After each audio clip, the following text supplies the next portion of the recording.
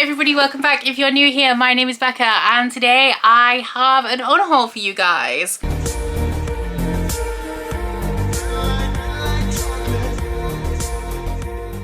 So you know the drill, these are all of the books that for whatever reason I don't want them anymore. I do these every few months essentially. Next to one of my bookshelves I have space to stack books, and when the stack gets to a point where it's like about to topple over, we do an unhaul. So I actually have 22 books to talk to you guys about today. We do have 3 sections. One just has 1 book in, and that is a book that I have an extra copy of and I don't need more than one. The biggest stack is all of the books that I've either read or DNF'd and don't want anymore, and then I do have a small stack of book of the month books that have been sent as part of my read packages that I just know I'm not going to read because it's like historical or literary fiction. So we will just start off with the one that's a duplicate, and that is Sex Life, 44 chapters about 4 men by B.B. Easton. This is the book that the TV show Sex Life is based on, which is about a woman who's married and she very much loves her husband, but their sex life is a bit stale, so she's reminiscing on the men in her youth that were essentially toxic bad boys, and there was a lot of passion there but they weren't really keepers. And one of these boyfriends actually makes a reappearance in her life and says that like he's never stopped loving her, so then she has to choose between the security that her husband gives her and the passion of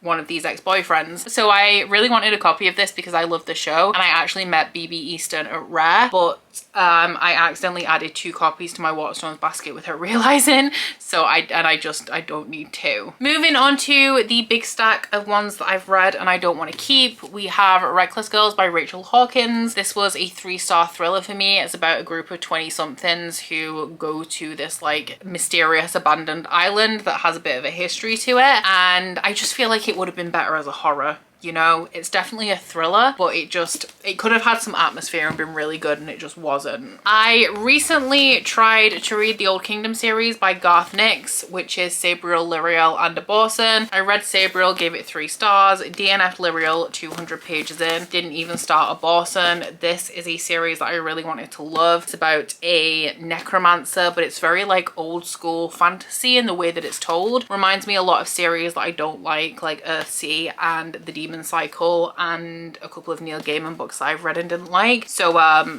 because I'm really upset that I didn't like it, so there's definitely no need for me to keep it. You Made a Fool of Death with Your Beauty by Akwaeke Emezi. This was a 3-star read for me. It is a like literary fiction, contemporary fiction book with a romance about a woman whose husband died, and she's been really struggling to move on and allow herself to live her life since his death. And when she's decided that she wants to start dating again, she ends up falling for a man that she really shouldn't. I enjoyed it, but it's not your typical contemporary romance rom-com kind of book, you know? It's more along the lines of literary fiction with a romance in there, so it's not anything that I'll ever reread. This one is the Afterlight edition as well. We then have Semlin Ascends by Josiah Bancroft. This is the first book in the Babel series, the Books of Babel. This is a book that I read for, was it Aaron's book club? It was a book club pick, like a monthly book club pick that Aaron from Booked and Busy made me read, and it's about this man who goes on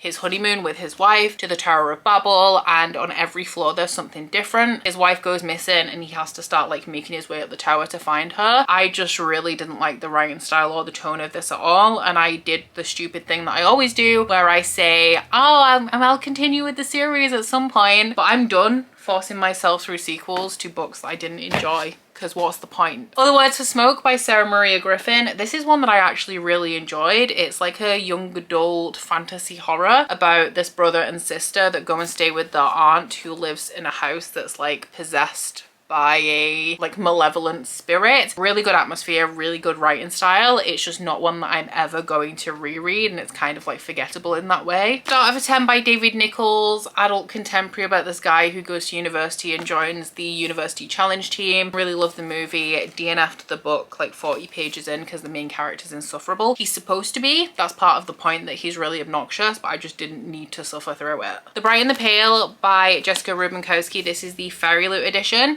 This is a YA fantasy about a girl whose best friend has been murdered, except she finds out that he's alive. So a group of people say that they'll take her to him if she leads them on this expedition to the frozen town that she was born in. This is literally the most standard basic YA fantasy I've ever read. I literally knew every plot point and story beat in this, and it was just a walking cliche, apart from it doesn't walk because it's a book. But yeah, it was absolutely fine, didn't hate it, but it was just like really basic. I also have 2 copies of Realmbreaker by Victoria Aveyard, which is the biggest disappointment of my life. This one is a young adult multi-perspective high fantasy about this world where like portals between realms are ripping open. So 2 people who kind of witnessed the first portal rip open put together a group of people to start stitching them up so that the reality doesn't unravel, I guess. It was just really, really boring. I love Red Queen. I expected great things from this, but it was literally the most boring thing I've ever read, with a cast of 2-dimensional characters that I just really didn't care about. And like I said, I loved Red Queen, so I'm really sad about it. This one is the Fairy Loot edition, and this one is the Waterstones edition, which is actually, I don't know what I did to this, it's pretty beat up. We also have Azumanga Daioh, the complete series by Kiyohiko Azuma. This one is a contemporary slice of life manga about this group of girls who pretty much have nothing in common aside from that they're in the same class at school, and it is about their friendship and how they're actually really good friends despite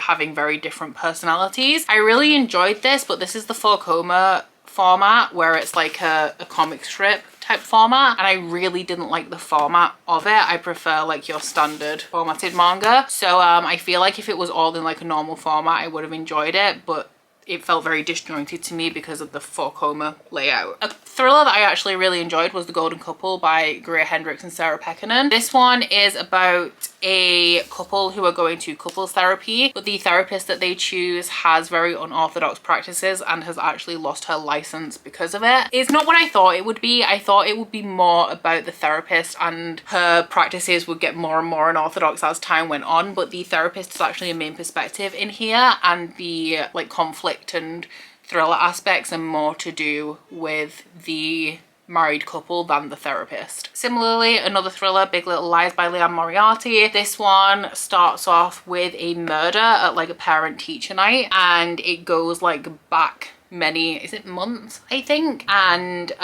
we're following the perspectives of the 3 women who are kind of responsible for the lead up and like the events that surround the death of whoever it is at this parent-teacher night. Both of these thrillers that I enjoyed. I just don't keep thrillers after I've read them. And the final one that I've read that I no longer want is one that I read a very long time ago, and that is Goyo by Junji Ito. I lent this to my friend Ryan, so it hasn't been here for a long time because he only gave it back recently, but this is a horror manga about, I think it's a couple who are on holiday and a fish with mechanical legs comes up onto the beach and kind of like creeps everyone out, and then it turns out to be like a thing that keeps growing and getting more sinister as it goes on with all of these fish with legs. I did not enjoy this. I really didn't. I don't think it was a good place to start with Junji Ito. I wanted to keep it because I paid like full price for it, which is £15, and it's like a nice solid sturdy book, but truly I just really didn't like it, so I don't mind rehoming it. And then we have the 6 book of the month books that came as rep packages that I'm not going to be keeping. I essentially read the synopses of these when I received them, decided I didn't want them, so I no longer remember what they're about. But we have The Book of Magic by Alice Hoffman, which is one that I actually really want to read, but it is the 3rd book in the Practical Magic series, and I have not read and do not own the first 2. So it's just taking up space, and because I don't own the books, it's going to take me so long before I like find them secondhand and read them anyway, that there's no point holding on to book 3 in case I stumble across them secondhand, you know what I'm saying. I also have Take My Hands by Dolan Perkins Valdez, which I'm going to go out on a limb and say that it is 1973 historical fiction. True Bears by Sarah Novick. I think that this one is contemporary fiction. We have The Good Left Undone by Adriana Trigiani, which is historical again. maybe. Yes, Italy teeters on the brink of World War II. We have Woman of Light by Callie Fajado Anstein. This one is once again historical fiction. As you can tell, it's a genre I really don't like. Set in 1930s Denver. And then we have Yerba Buena by Nina LaCour, which of all of these is the one that I'm most interested in. And this one I think is just like a contemporary fiction. So all of my book of the month books, I do actually have a friend that reads historical, contemporary fiction, literary fiction. So I will take a picture and send that to her in case she wants any of these, because they were part of rep packages, and if not, I will either donate them or see if anybody in the UK wants them, because book of the month you can only get in the US unless you're a rep. So that is my most recent unhaul. Don't let me know down in the comments if you liked any of these books, because obviously I'm unhauling them, unless of course it's just that it's a duplicate or a thriller, so like I'm not offended by it, I just don't want to keep it anymore, you know what I'm saying? But yeah, I do anticipate, I still haven't decided if I'm doing it, but there is possibly going to be a very large unhaul of books that I haven't read coming in December if I do decide to do that. If you don't know what I'm talking about, I'm not going to remind you because I don't want to be held accountable, but that is a very possible thing that could happen, and I do generally tend to do a little bit of a clear out around December anyway, when I'm doing like my big Christmas clean and getting ready for the new year, and I just don't want any junk hanging around essentially. But please don't forget to like this video if you liked it and subscribe if you wanna. If you head into my description box, you'll find links to my Goodreads, Instagram and Twitter if you'd like to follow me on any of those, as well as a link to my Bookish candle website, the Etsy for EU customers, and a 10% off discount code. That's it from me today, guys. Bye! Oh, you bite your friend like chocolate. You say you'll go where nobody knows, with guns hidden under our petticoats. We're never gonna quit it, no, we're never gonna quit it, no.